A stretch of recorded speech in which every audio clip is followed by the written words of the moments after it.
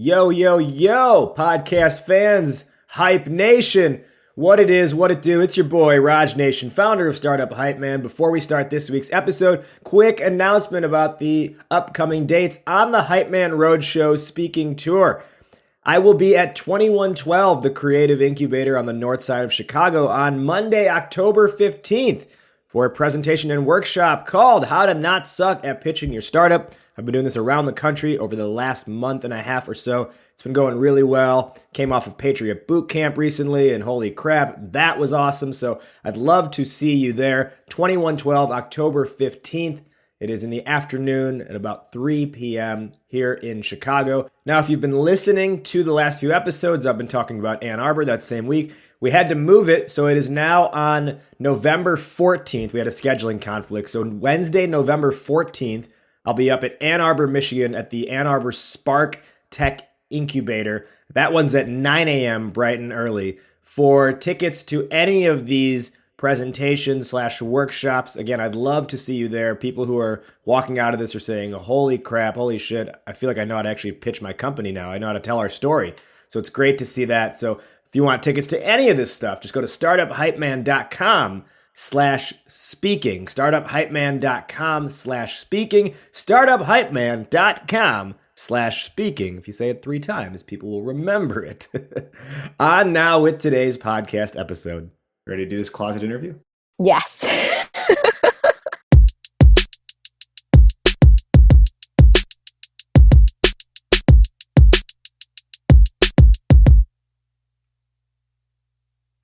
Welcome everybody to Startup Hype Man's Discover Your Inner Awesome podcast. My name is Rajiv Nathan, aka The Raj Nation. I am your show's host and the founder and creative force behind Startup Hype Man, helping startups everywhere build their hype by creating a message that sings. This is Discover Your Inner Awesome, the only show where you get to eavesdrop on conversations with entrepreneurs, artists, and musicians about the stories, the journeys, the struggles, but most importantly, the questions. The questions that help creative thinkers like you and I better understand who we are, what we're doing, and how we can do it better. It's about the mindset, processes, and strategies to help you build a badass company. Now, before we dive into today's conversation, I would like to extend an invitation to join our tribe at startuphypeman.com. Enter your email address there, and you will never miss another episode of this show, getting an email in your inbox every single week when we drop new episodes on Mondays. You'll also get my weekly thoughts, strategies, and ideas on how to build up your hype and create a raving fan base. All right, let's dive in now to this week's conversation of Discover Your Inner Awesome. Today on the show, we welcome Monica Kang. Monica is founder and CEO at Innovators Box. Monica, welcome to Discover Your Inner Awesome. Thank you for having me. I'm excited to talk with you. Our topic today is how do you build a culture of innovation? Your company is called Innovators Box. So I'm curious, why is this on your mind? Why is this important to you? It's on my mind because I feel that creativity and innovation has become such a buzzword, and yet so little is understood on the practicality. Because when you ask employees, many would say that they might see a slogan, they might feel that some people promote, but it's not really trickling down in every single employee level. So I'm curious why we say that it's important, but it's not happening enough, and how can we help more people understand how it's possible? Yeah, definitely. I think it is something that is, it's nice to say, it's convenient to say innovation. And then it's like, well, what are you doing that's innovative? Well, we change have the topic. Yeah, we have a suggestion box, right? Okay, so before we dive into all of that, I'm curious to know, where did you grow up and how do you feel that impacted your personality? Ooh, curious how we interpret that question. As someone who has grown up in multiple places, I think different stages of my life, that question would trigger different answers. I would now say, I think having lived majority now of my life, probably more both mostly in the States, growing up in DC, Virginia area, as well as part of my time in Korea as being Korean American. And I say, going back to the personality, that's where part of my duality came about. I think I've always been the happy, optimistic, kind of cheerful personality and curious one. I don't know if I've actually ever shared this in a podcast, but I usually ask a lot of questions to my parents of what I was always like when I was a kid. I think there's something interesting about what you can learn, what your genuine reactions and thoughts were before you had societal perceptions and biases. And I remember how it took me a long time to rediscover that original part of Monica, curiosity, because I was shut down when I went to Korea society, where it's very conformative, conservative. Asking questions when someone says, do you have a question in class, is kind of seen more as the wrong thing to do, and it's wrong impression. And I remember not saying anything at school for about a year. This is a very different personality, but there were a lot of things I also learned in Korean culture, which was very important. And so the person I am today is a mix of both, which I'm extremely proud of, but took time to, kind of decipher that. So I know that was probably a simple answer that you might have been looking for in that question, but there's a lot of layers to it. And I think often people underestimate the complexity of human experience that you build upon. And it's not just one thing that triggers who you become, who you are. So are you a first generation, what's the word? First generation American? Yeah. First generation Asian American. Yes. I was officially born in DC. My family used to live in Fairfax, Virginia. With that said, I'm also first generation. Yay! How did that? We've had the interesting advantage in some ways and challenge in other ways of having to, navigate things for the first time, not having parents who grew up here who knew how this is the way things work. This is how you do this, etc. Right? Like my dad wasn't really playing catch with me in the backyard. I think he tried a couple times, but he didn't grow up watching or playing baseball. He had to learn it as I was learning it. Mm-hmm. So how do you feel being a first generation American? I guess here's my question. What was your reaction to that as you were growing up in this country? Were you accepting of it? Was it confusing to you? Were you rejecting it? It was always confusing. I think it was even more confusing because by the time I was growing up quite American, I left America. I was in Korea society. So I did elementary school, middle school in Korea.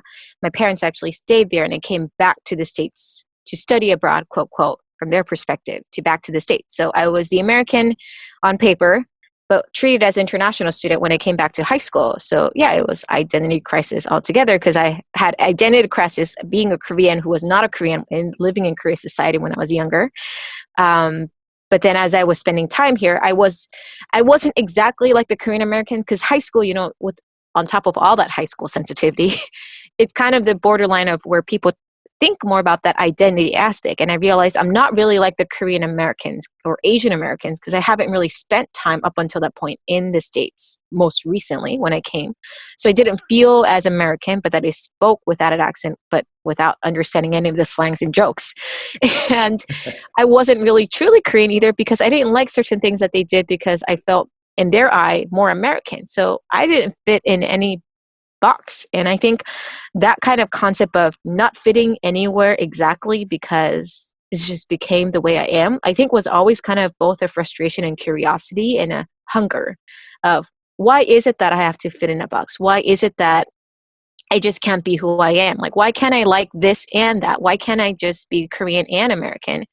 And be international, and then on top of that, I worked in Europe and then back in Korea and then back to the States. So that whole circle even made it even more confusing because when I was in Europe, they're like, oh, you're clearly American because your accent's American. And then when I'm back in this Korea, then it's like, oh, you're the American girl because, you're Korean American. And then, so it was only long story short, after all that mixed experience, it's only probably been more in the past I think 6-7 years that I felt more American, having spent more time among Americans doing more politic work when I came back to DC, having a more kind of clear defined career. But prior to that, literally I felt like I was having a new identity crisis every other few years, in a way that I think the most troubling thing was just going back to like, what's most genuine? Is it that I'm rejecting something? And I think I appreciate your question on, those different core reactions, because I think it's natural that we feel both. And I think that was when that third child kind of perception of third world country was booming. Like, it's like, do you really associate with one identity? And frankly, I also didn't really appreciate when there were a lot of some Asian Americans who were just so rejecting their culture. And I'm like, well, but that's also who you are. Like, you can't really deny, like, I can't deny that I'm going to be darker than my skin or lighter than my skin. And that's just who I am. But how do I make it as who I am as a person, not something that's still impressed by me? And it took a lot of courage, but I'm extremely grateful of everything that helped me now who I am, and I'm extremely happy of who I am. But it was a journey. It was a journey. Well, and the phrase you use, identity crisis, I relate to that a lot. It's something that I use that exact phrase when I think about this topic as well. This idea of first generation, because there's a lot of dissonance, right? It's just like you. Like, I've had the experience of this like great irony that when you're in America, I'd have to identify as Indian, but when I'm in India, I have to identify as American. Yeah.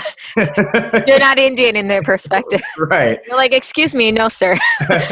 Your accent's very different and the way you talk. Yeah. So, and I think that creates, right. It does create that identity crisis that if you were, born in this country, if you're not, necessarily parents or children of immigrants, you don't really feel that. And I think it forces us to have to question our own value, not in a bad way, but like actually challenge and think about and deeply question what is our value set, what's our identity, who are we from a very young age. And for me, it was something that growing up, it was like with the family and stuff, I was all into the cultural stuff. When I wasn't with the family, it was like tried to tuck it away as much as possible, didn't want to get questions about it, things of that nature. But I bring up that story because I'm curious, to hear your side of it as well, around like, when I look back at that, I think, while I wish I wouldn't have been that way, I think what it somehow forced me to do was figure out how to talk to different people in different ways and get along with different groups of people from a very early age. Mm-hmm. Mm-hmm. And I would, so yes. And on top of that, I think what it forced me to do is truly, really raise better self-awareness and reflect a lot. I remember so many years crying all the time, in different closets, different sceneries. Boston, it was Charles River. Geneva, it was Geneva Lake. DC, it was Potomac River. Somehow I ended up in all these like river cities.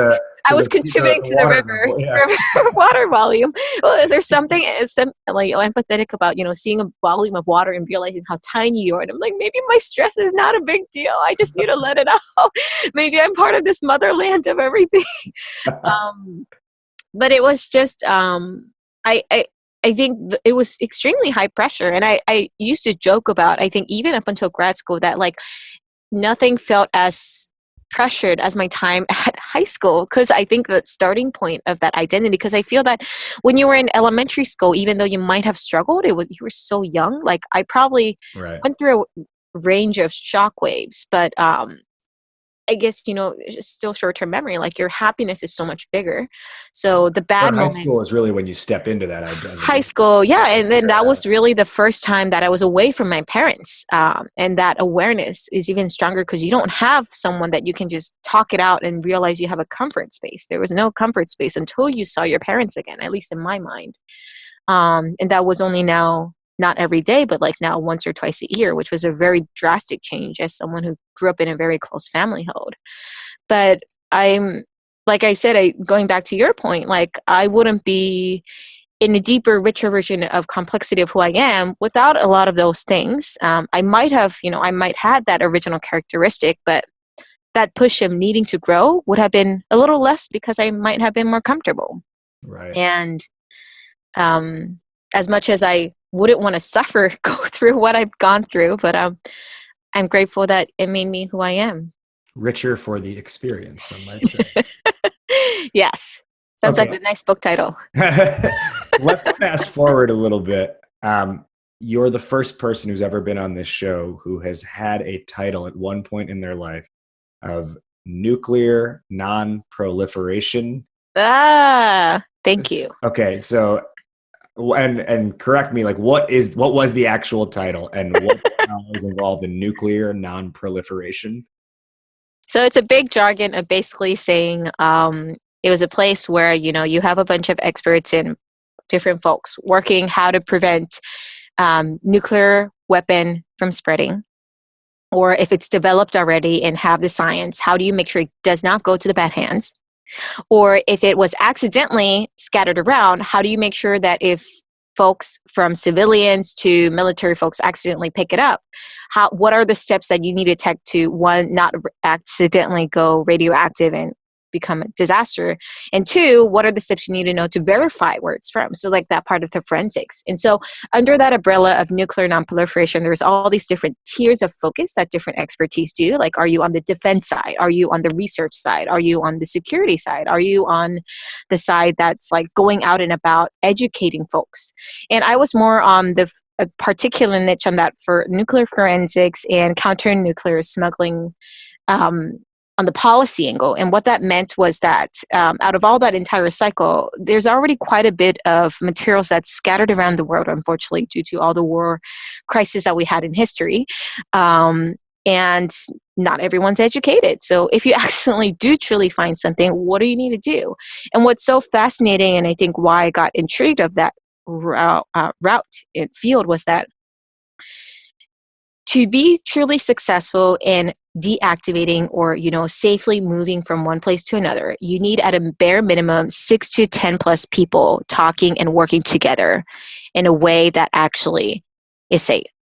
And if one person screws up, miscommunicates, misses a phone call, then you don't know what could happen. And that's kind of scary to think about. And I realized, well, that teaches the lesson of importance of communication, being aware, being flexible, and just being prepared.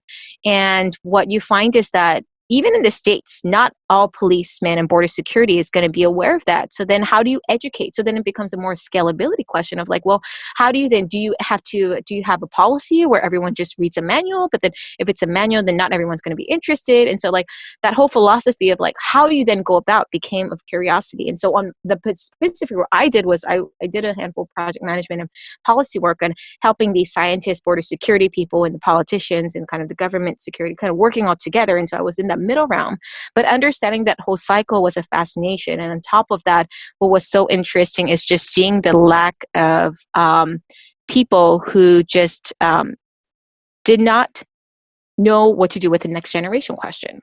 And so that people problem was something that I hence got curious of like, well, it becomes so hard to become an expert, especially a scientific and border security expert.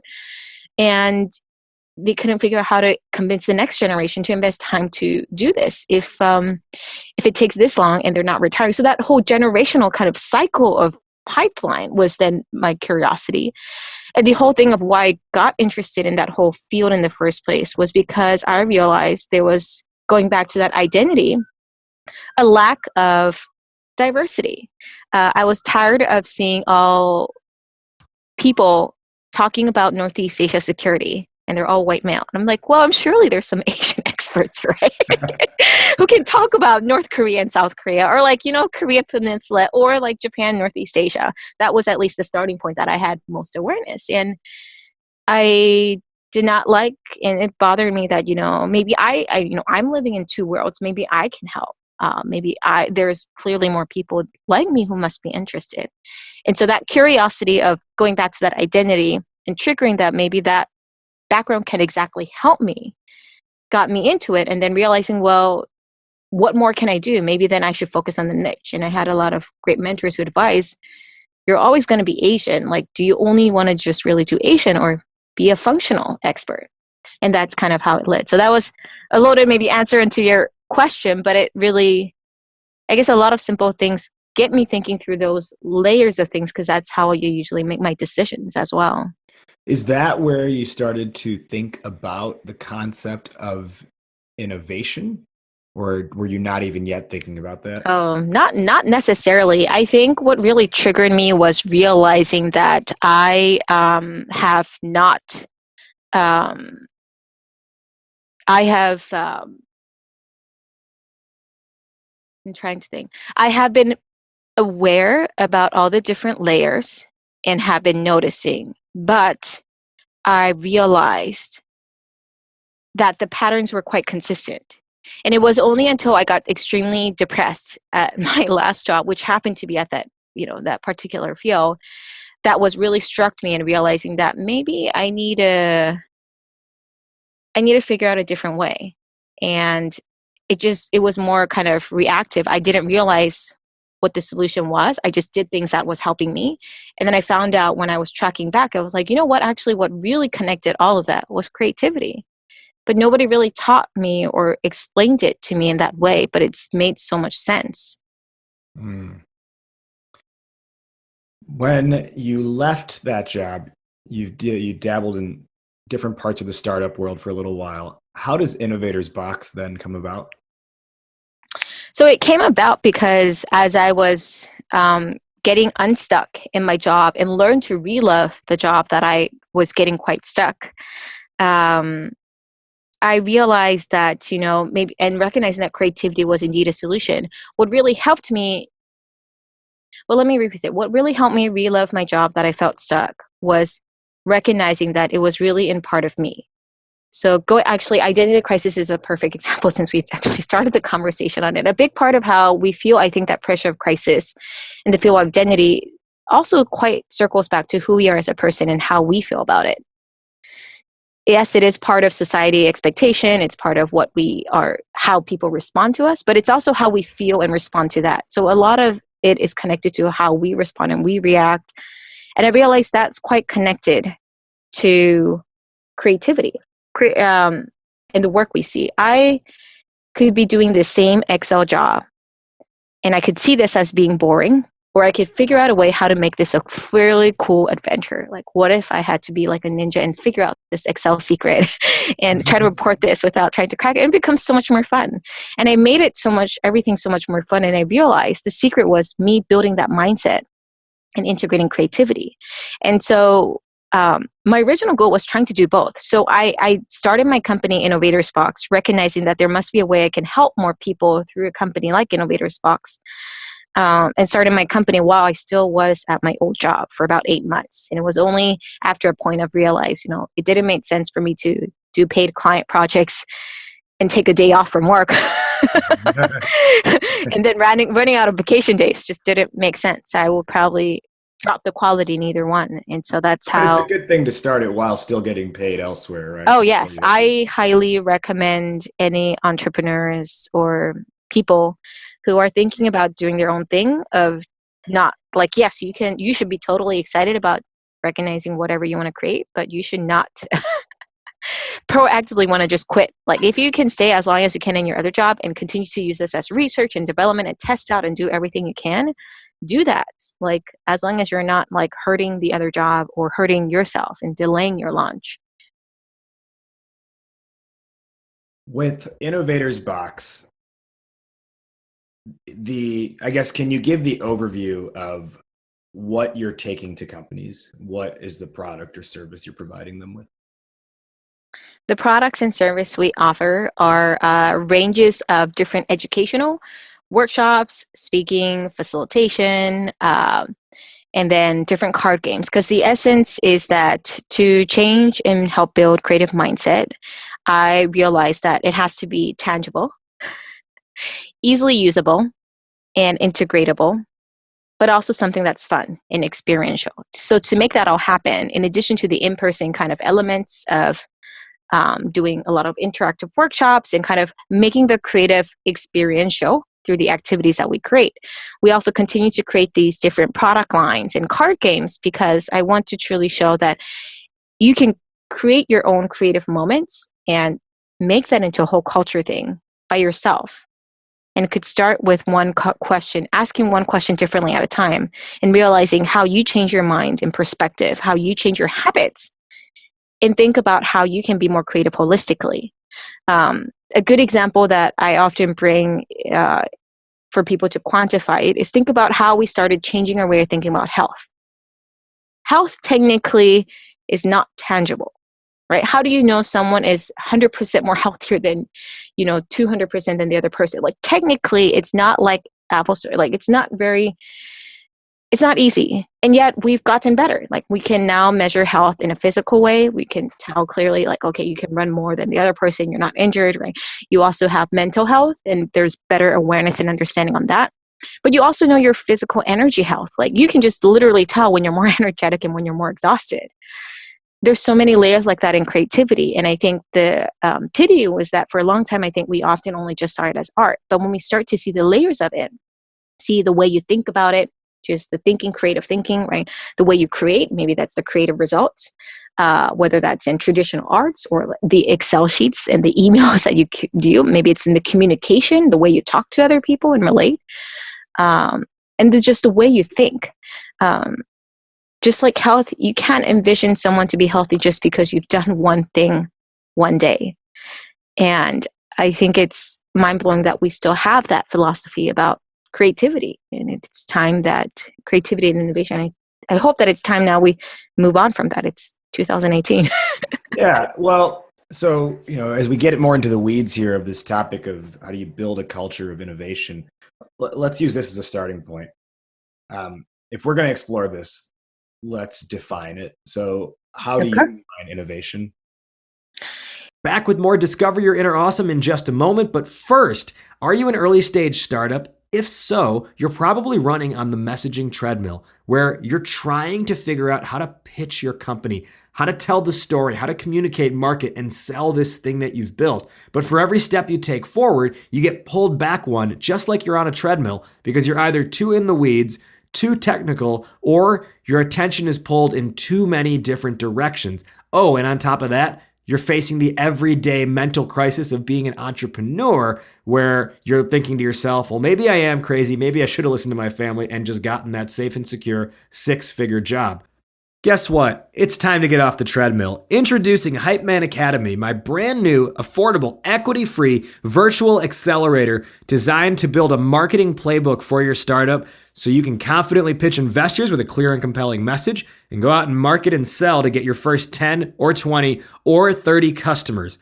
Hype Man Academy is a weekly live online workshop where you work alongside your fellow founders, support and help one another, and get one-on-one access with me through virtual office hours. For information on joining the next cohort, visit startuphypeman.com/hypeman-academy. That's startuphypeman.com/hypeman-academy. Fill out an application and let's discuss. Back now to our regularly scheduled programming.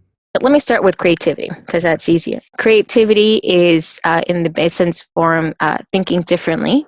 And as a person, it's really getting to a point where you have that genuine aha moment where you've have the flow of creative thinking. And that often happens when you are genuinely really dug into and you're thinking through, I'm thinking myself as well, the act of thinking differently. And to do the act of thinking differently, you have to be curious and you want to genuinely care about it. That's when creativity of the act happens. Innovation happens when you do multiple steps of creativity and you create something as a result of it. Because creativity in its sense is also the thinking, but also the act of small creation. Innovation happens after multitude of multiple creativity because you have to have multitudes of small layers of creativity, thinking and the small actions that lead to the bigger I. And a more successful I would be in the case of, whether that's a bold approach or a slight bold approach, that it actually applies and it impacts a large number and encourages them to do something differently that has not been. To make that all happen, it really starts going back to that first line of curiosity, taking the courage to be curious and try something different, which is requiring you to think differently in your first essence as your thinking process. So it goes back to that mindset piece. Does that help? A little bit more. I'm Also, bringing out a yeah, different let me layers. replay back to you and you tell me if I'm on point with this. So innovation is the result, or essentially the amplification of creative acts. So it is when you've had a series of creative acts, now the magnitude of that creativity, it has increased significantly. And innovation is the magnitude, is the amplification of all that creative acts built up over time. Mm-hmm. So innovation is not making one decision on one day. No. Innovation is a cultural shift. Mm-hmm. Okay. I can vibe with that. What do you see is the reason or reasons for lack of creativity, lack of innovation with the companies you work with? And you work with a lot of Fortune 500 companies, nonprofits, government. What's going on that they are not as creative as they can be, therefore holding back their own ability to be innovative? Number of things. I think two things stands out. One, unfortunately, the way we've been taught in school, the way we've been taught what workplace is and expected to be, makes it very hard to be okay with being different. So yes, people say that, we want to hear more new ideas. We want to try something different. But if you really think about, like, since elementary, middle school, like, we had multiple choices. You picked the wrong answer. I'm like, sorry, that's the wrong answer. And I think that mindset has been so growed into that workplace gradually as well. As a marketer, doing something different than a marketer is like, excuse me, that's not why we hired you. And you're frowned upon. And I think it becomes even a vicious cycle because, in essence, most people, whether they study or do work or become a leader, want to do good, right? They essentially started because they want to do good. They cared about the work they do. They want to make a positive difference. They were hungry. Maybe they just needed to get the job for financial reasons, but there was a reason why, what triggered them. What's unfortunate is that because of that, it's also natural that they would want to do things that's going to help them succeed, not hurt them. So if the gut reactions that they receive is that, excuse me, that's the wrong answer, that is not what we're looking for, then it's natural that you don't want to do it because it's like, well, they told me it's not. So maybe I should just not do it, or maybe I'm just not fit. So I should then focus on the things that I'm doing well. Maybe it's that Excel or email or whatever that is. So I should just focus on that because they're telling me and giving me that clear feedback that it's no. And then after a certain point, you start shutting down and you get used to wanting to focus only on the things that you get good result because your intention is to want to do good. And I think that is one thing that gradually leads to it. And second, what I found is that even no matter how flat an organization is, I think people underestimate how that hierarchy and that team player of people play a role. Because let's say they have less of that problem. Even at a team where the leader says, Monica, I don't understand. Like, I want my teams to be creative. I'm giving all these resources. I'm giving them support. But if you ask from the employee level, that's not what they still see. And I think part of the challenge is because there's not enough education and understanding of how do you then communicate support when, yes, you do have a clear line you can't cross.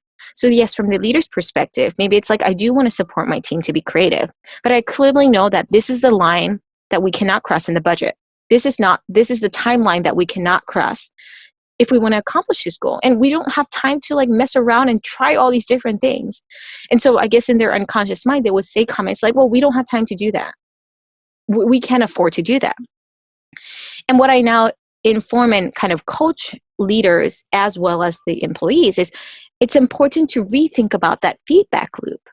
And it's okay that you didn't feel comfortable because unfortunately we didn't have a much awareness and understanding in how to do that. But if you took even a positive, like, yes, this might be the boundaries, let's say the budget, this is the boundaries of the budget, but at the bare minimum, is there an opportunity you can have an open conversation and say, hey, so today we're going to just spend at least 30 minutes exploring everything we can. We might still need to decide later on to go to this other decision because of the budget. And maybe that might be the conclusion, but giving people the comfortable space to explore and sharing their boundaries can empower them to know that, oh, that person's not shutting down because they don't like my ideas, or they just don't like me, or they don't think I'm creative, because it becomes very personal. And that coaching from the executive side as well as coaching from the employee side of recognizing that, okay, so if you feel like your leader is not helping you, how can you communicate back up? You shouldn't be just waiting until you get permission. And so those are kind of the two challenges that I see most visibly. One, hence that societal training that we have not received in understanding how to be creative genuinely. And two, even with the good intention, how it has been hard because that feedback loop is not clear.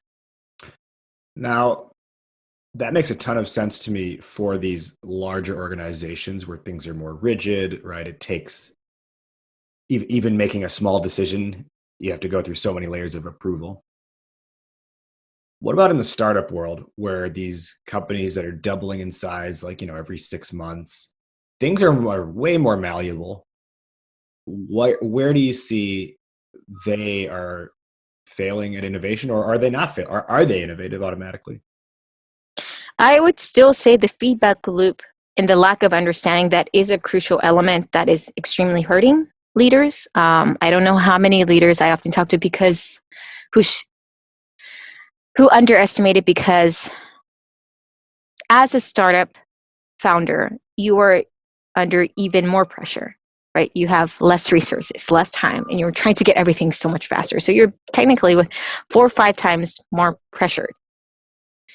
So on top of that, I think, so, and I relate to this because, right, so essentially, we're still a small company and we're we're a small team.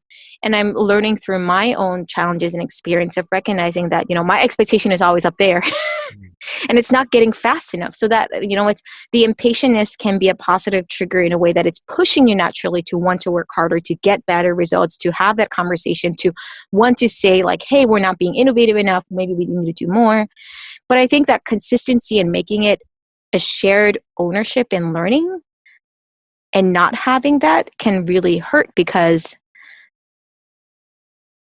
you're probably constantly growing as a leader and learning what needs to happen. But half of the time you also know you don't know what you need to do or like what needs to happen first, because you're learning through it, which is a great thing because you're expanding so quickly and growing so fast.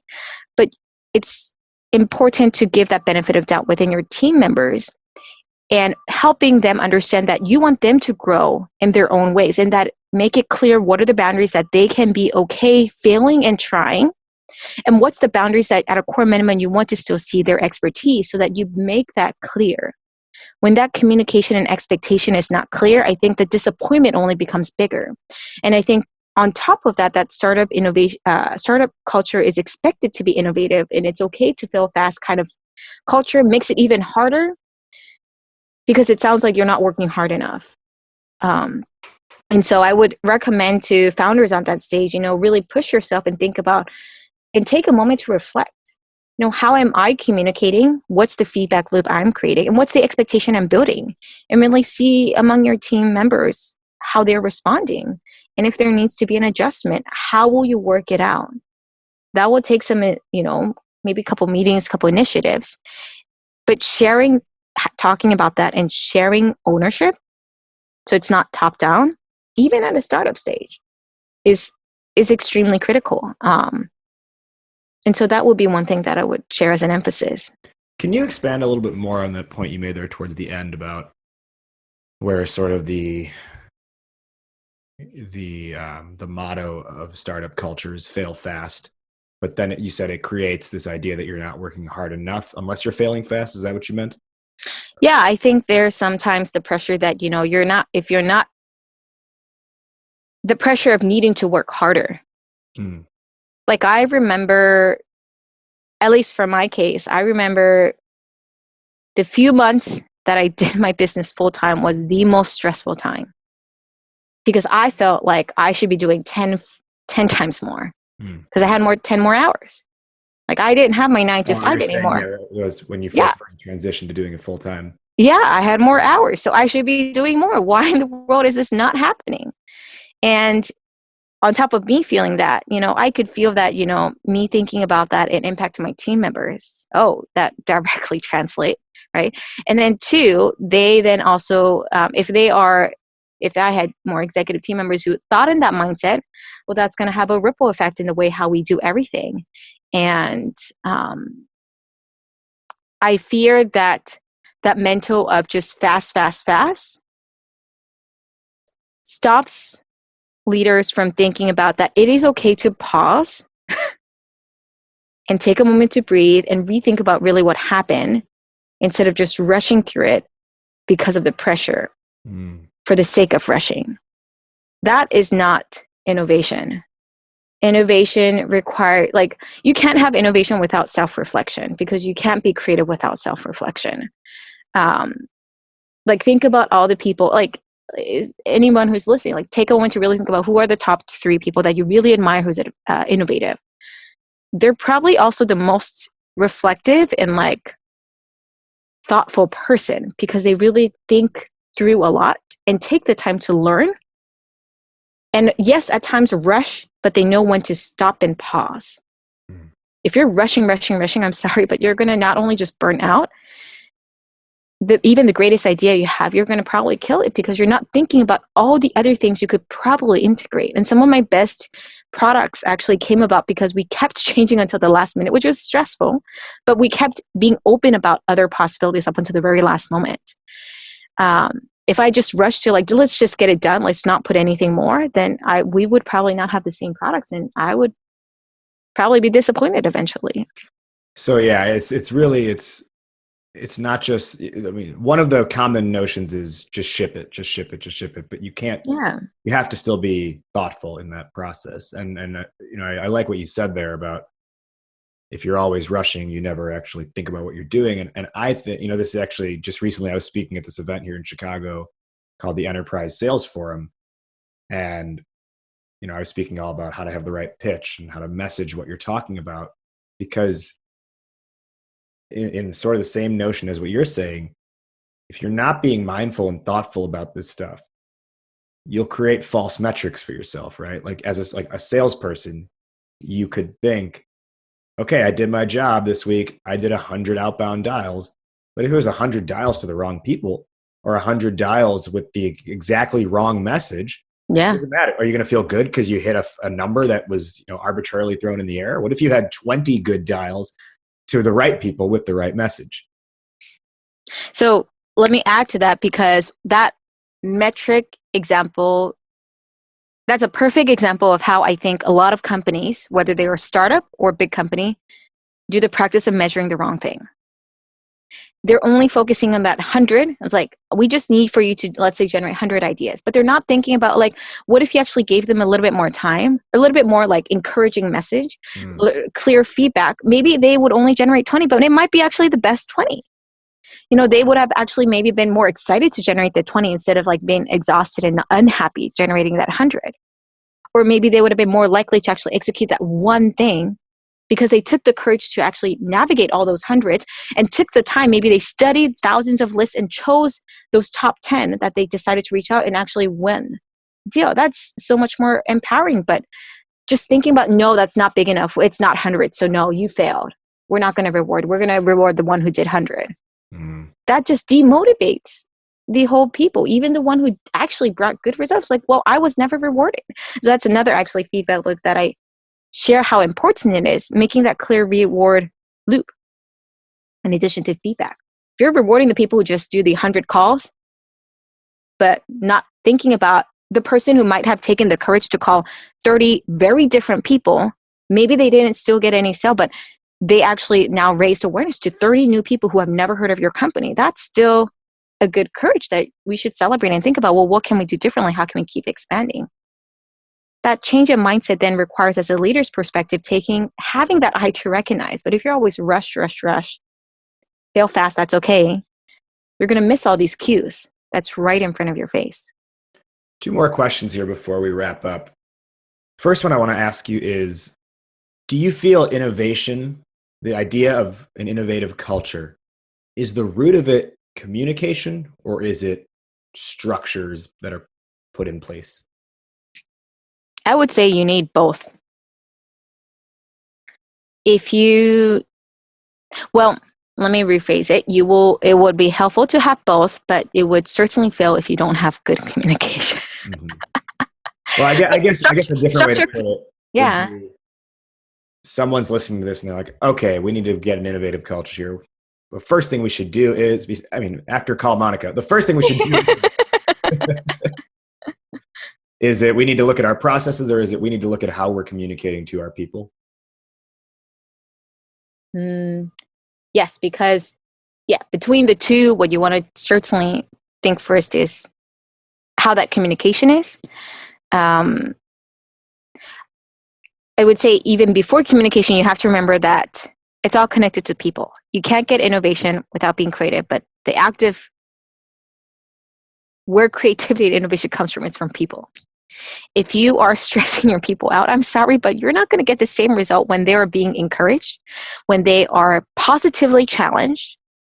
Challenge is good. I think people forget that, like, they just perceive stress and, as a completely always negative thing, but like healthy doses of stressors are good because we're challenging. We want to grow. Like, just going back to our earlier conversation, identity crisis, I never knew that could be a connective point until our talk. Well, every startup is an identity crisis, by the way.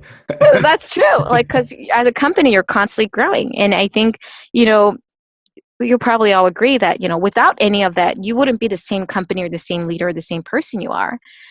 But there are certain degrees that it becomes a whole traumatizing experience and you need a little bit longer to heal. And there's certain moments that helps you at a healthy dose. So remembering that to have even that good communication, you have to remember that it's people-centric. And what that means for you is going to be very different as an individual, for the company. So it's not cookie cutter. And please don't do the step of like, oh, I've seen X company do this and we're similar size, so we should just do this. No, that company has its own identity. You have your own identity. Find what is right and best fitting for your company culture, which means you have to go back to communication, the people, and see who's the people that we have. Why is it that this is the right? Because of the right people that you have in front of you. My last question here before we wrap up is, take a much smaller startup, founder, co-founder, maybe just the founder, maybe the developer. Is this an accurate statement? I'm going to take on the persona of a startup founder here. Is this an accurate statement? I have a startup. I'm innovative. Is that an automatic truth that if you start a company, it's automatically innovative? No. Why I'm not? sorry. Earth shattering. I'm sorry. You have created a product, and the act of creating that is innovative, but that doesn't automatically make you an innovative person 365 days. Just like you've mastered one amazing exercise routine does not make you healthy 365 days. I like that analogy. And it might be that, you were only able to create that, or, it maybe create that routine or master that routine because you care about health. And that's probably true. That triggering challenge was there. But if you really want to constantly stay as a person who's innovative, to honor your statement, then you should be actually walking your talk. Mm-hmm. Don't just say that, if you're truly, I go back to this as well. I had a mentor once who told me about this, I think way back in high school, and for some reason it never left me, is that the word of being humble technically cannot happen if you don't have your expertise. You got to be really, really, really good at something. And to be really, really good at something, you have to take the time to learn and master and care. And that's only when you're like, oh, that wasn't a big deal. And like being humble is only actually possible because you actually put in the good work and people see that you're actually doing good, but you're not talking. If you're not good and saying, oh, that was not a big deal, I'm like, yeah, we know it's not a big deal. You didn't do a good job. So don't say you're innovative. Like, I think rather the moment you think about it, take the time to make it who you are as a person. And yeah, people will clearly see that you are innovative, but it's not because you started a company. You created an innovative product. That's great. And congratulations. That's amazing. But that does not automatically translate that you're innovative for life. Can you let our listeners know where they can learn more about your work? You have a book out called Rethink Creativity, where they can find that, where they can find Innovators Box and get in touch with you. Yeah. So I'm a big LinkedIn person. So you can certainly reach out to me there, say hello, reach out, and then just make sure you found it through this podcast so that I know and can send a shout out. And then also, you can certainly go to our website at www.innovatorsbox.com. My book, Rethink Creativity, which I'm super excited for you to get a hold of and find your own way of building your creative culture in your own teams and companies. You can find that in Amazon and probably a lot of the other digital places too. And if you have any questions, just drop me a note. I'm also on Twitter, Facebook, Instagram, but LinkedIn is usually the fastest way. Now, to wrap up, we will each give our answer to today's topic question, top line takeaways. The topic was, how do you build a culture of innovation? So I really like a lot of the points you were hitting on. To me, my big takeaway from this was, how does how you think about yourself translate to how you're communicating with other people? Because if you have this rigid way of thinking about yourself, the work you're doing, the work your company is doing, it's going to transpose onto how you talk about it to your employees, your colleagues, general people in your network. Versus if you've got a different opinion of what you're doing, you look at yourself in a little bit more creative light, creative acts start to come out, creative communication comes out. You start to build that creative habits, which leads to innovation. Monica, how do you build a culture of innovation?